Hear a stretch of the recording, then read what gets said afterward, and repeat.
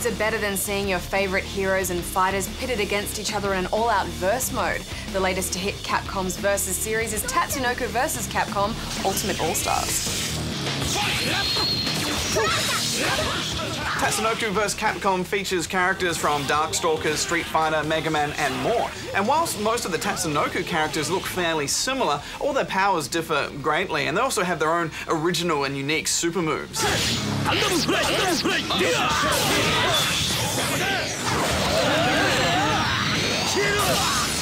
And of course, Capcom's signature favourites make an appearance. There was some debate over Capcom's decision to launch this game on the Wii platform exclusively, but after putting in some serious playtime, I actually think it sits quite well on the console. The game gives you the option to use the Wii Remote with the nunchuck attachment or the classic controller, or you can dig up your old GameCube controller and use that. It's worth trying them out because they are very different, aren't they? Yeah, I mean, I was quite surprised. I usually find the Wii Remote quite awkward to use unless I'm using it as a sword or a tennis racket. But after switching to the much treasured GameCube controller, I actually found it a lot harder to land those super moves. Really? I was the opposite. I preferred the old GameCube one. Yeah, of course, having a controller in each hand increases the chance of injury if you get excited. I am so sorry. You get to choose two characters to fight with, and it's worth picking ones which complement each other and make up for their weaknesses. The game really encourages you to just attack constantly with lots of ground and aerial dashes. Super moves are impressive with a seriously devastating amount of damage to be dealt, and that can make for some seriously satisfying ponage. A feature that's new to the series is the addition of Baroque.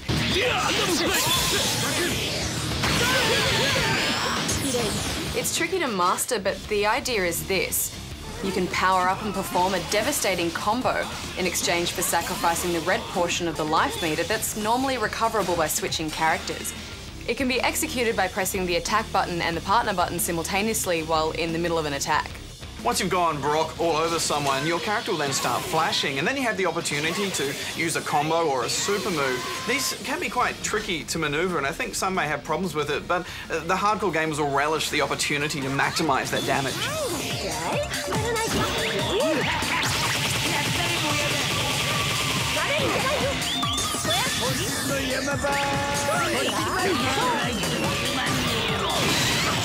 I love the choice of characters in this game, Badge. They were so unique and a lot of fun to mix and match with one another.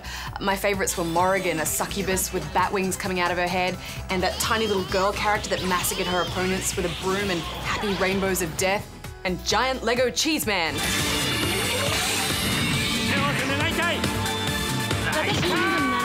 You can also negotiate ranged fighters with someone who's more up in your face. And when you do that with someone like, say, Saki, with someone who's like right up there, you get some really juicy moments.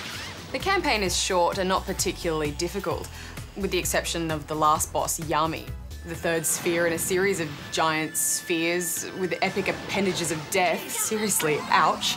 Although I have to say, as last bosses go, these were pretty lame. With all the originality of the playable characters, I don't want to finish the game by fighting a giant ball.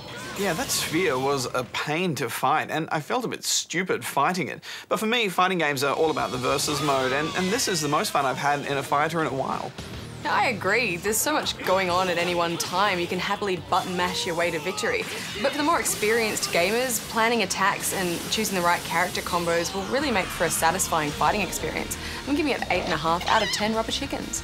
I went nuts with the Baroque feature. I think just as a fighting mechanic, it works. Also, if you're not familiar with a whole bunch of the characters here, you'll have a lot of fun just exploring what each one of them are capable of. I liked it too. I'm giving it 8.5 out of 10 rubber chickens.